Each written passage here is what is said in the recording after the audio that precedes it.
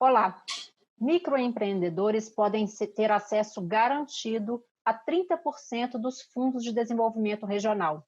O autor da proposta é o deputado Vicentinho Júnior, do PL de Tocantins. Ele explica como funcionaria aqui no Palavra Aberta. Eu sou Daniela André e essa entrevista está sendo gravada em formato especial durante a pandemia da Covid-19.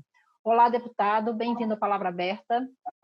Olá, Dani. Obrigado aí pela oportunidade, junto ao seu programa Palavra Aberta, podermos hoje, através de uma videoconferência, no aplicativo do Zoom, poder falar um pouco dos nossos mandatos. Estou vendo que você está aí na sua casa, como eu estou aqui na minha, essa informalidade dos nossos lares.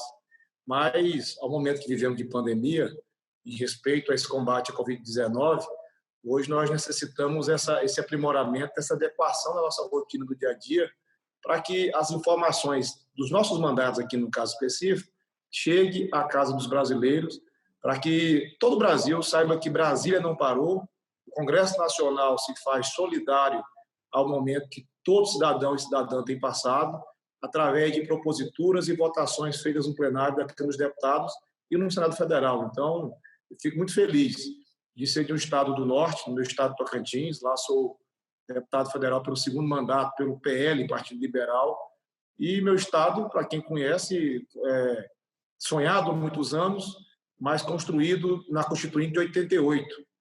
E que para hoje o Tocantins se fazer esse estado pungente que se faz no Brasil, o coração do Brasil, se fazer essa nova fronteira, do agronegócio brasileiro, nós precisamos muito, e precisávamos muito, no começo da criação do Estado, dos fundos constitucionais para ajudar a edificar o Estado do Tocantins. Então, quando eu trato aqui hoje do PL 2185 de 2020, que trata desses fundos constitucionais, aqui é um deputado que tem um respeito e uma gratidão muito grande a esses fundos, ao governo federal, porque foi através deles que eu pude ver os grandes projetos estruturantes do Estado do Tocantins virarem realidade para todos nós lá hoje, tocantinenses e brasileiros, tendo em vista que o nosso Estado hoje recebe, desde sua criação, brasileiros e brasileiras aí de todos os cantos e rincões desse Brasil nosso continental. Então, eu sou grato, sou um filho da gratidão dos fundos constitucionais que hoje ajudam a edificar cada vez mais o meu estado Tocantins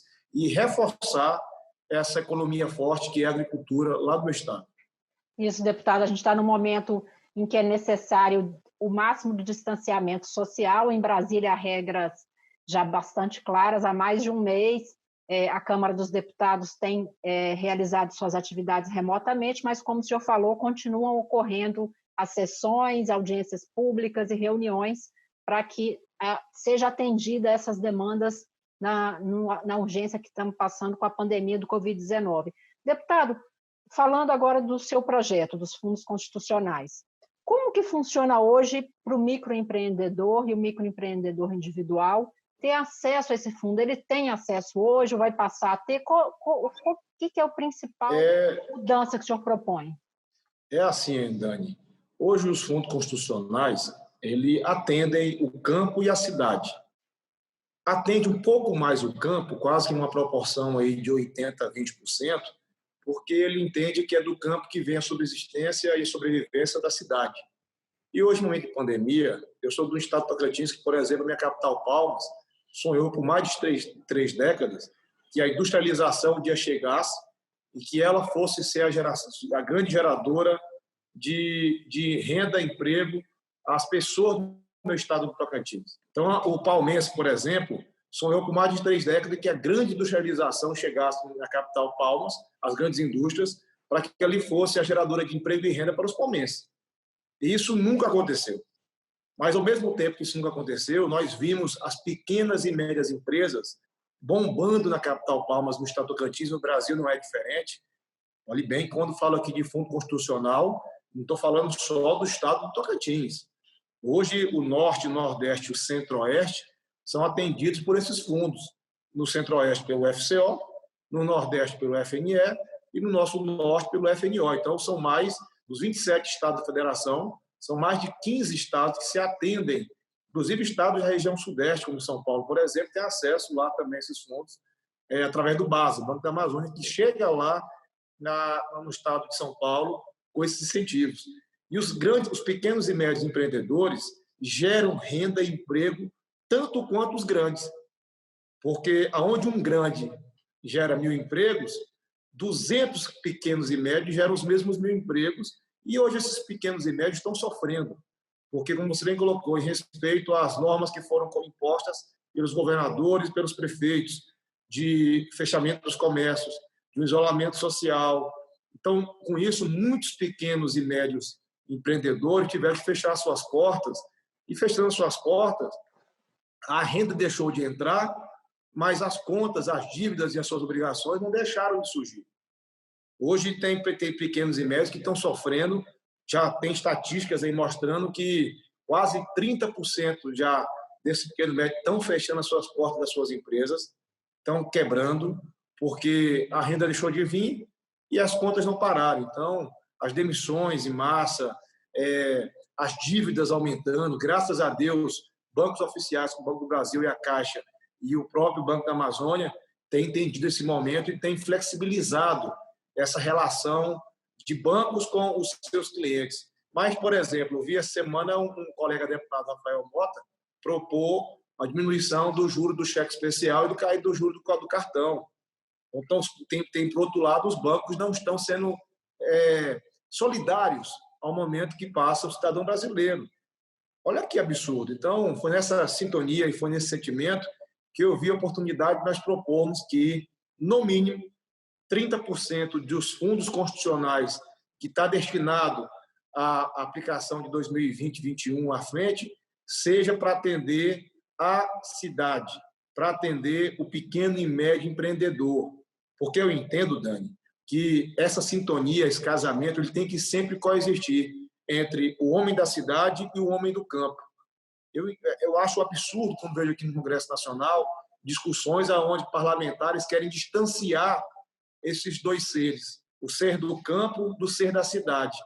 Porque se o ser do campo não produz, o ser da cidade não se alimenta. Ao mesmo tempo, se o ser da cidade não consome, o ser do campo não vende. Então, é nessa conta que eu não estou tirando a condição dos fundos constitucionais saírem 30% do homem do campo para ser aplicado na cidade. Não. Eu estou dando condição para que o homem da cidade, o pequeno e médio empreendedor, que gera esses mesmos empregos, que consome, que gera essa microeconomia, desde a feirinha na sua cidade, aqui na capital Brasília, até a nossa capital de Palmas, Tocantins, Palmas, sabe, aos comércios dos supermercados, aos grandes varejistas, para que se possam ter o consumismo. Hoje você tem que dar garantia da geração de emprego e renda para um simples motivo do capital do Brasil e do mundo, o consumismo. Você, Dani, não vai consumir se não tiver a sua renda. Você vai optar entre comprar... Como a gente falou, a Câmara está fazendo reuniões à distância e com esse sistema de votação diferenciado nesse período, para uma proposta ser votada pelo plenário da Casa, é preciso que haja um acordo entre as lideranças para um consenso para ser colocado em pauta. O senhor já conversou com as lideranças? Tem alguma previsão da sua proposta ser incluída na pauta da Câmara, deputado?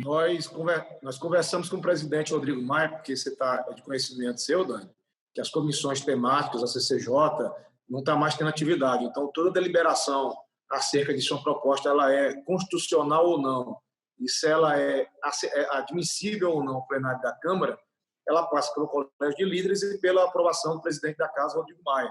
Conversei com ele semana passada, ele me relatou que tem até uma PEC acontecendo também no Senado Federal com algo parecido com essa propositura, que fui atrás de averiguar e procede, só que eu expliquei para ele que há sim a possibilidade de vir um PL, de ser votado na Câmara dos Deputados para que se ande essa possibilidade, para que o presidente da República, Jair Bolsonaro, inclusive já conversei com o seu líder, o deputado Vitor Hugo, promulgue esse nosso projeto de lei. Então, qual a expectativa do senhor quanto à votação, deputado?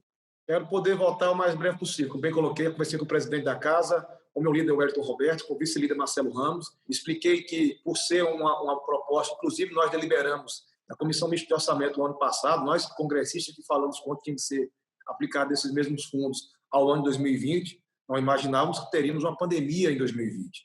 Então, por isso, nenhuma emenda foi colocada naquele momento para que esses 30% pudessem ser aplicados aos micros empreendedores do Brasil. E hoje na pandemia, a necessidade dessa aplicação. Então, a solicitação da sensibilidade que fizemos ao presidente da Casa, Rodrigo Maia, me parece que foi bem aceita, e quero ainda esse semestre poder votar esse PL 2185/2020 para dar a essa condição de sobrevivência aos pequenos e médios empreendedores do Brasil, no meu estado de Tocantins, minha capital Palmas, porque é de lá que venho. Repito, sou um filho da gratidão dos fundos constitucionais, quando eu falo que o meu estado de Tocantins foi edificado em cima, em boa parte, desses fundos, para que hoje lá tenhamos um estado sendo a nova fronteira agropecuária do Brasil e do mundo, como lá discutimos, por exemplo, Matopiba, que você, com certeza, conhece, sabe o que fala. Então, Deputado, quero poder votar o mais breve possível. Desejamos ter sucesso aí nessa negociação, nessa votação. Infelizmente, nosso tempo chegou ao fim. Espero que tenhamos de novo novas oportunidades de discutir o tema. Obrigada pela participação. Obrigado pela oportunidade. Se cuida, você, a família e os seus aí, tudo bem? Forte Obrigada, abraço. deputado. Chegamos ao fim desta edição do Palavra Aberta. Eu conversei com o deputado Vicentinho Júnior, do PL de Tocantins. Obrigada por sua audiência e até a próxima edição.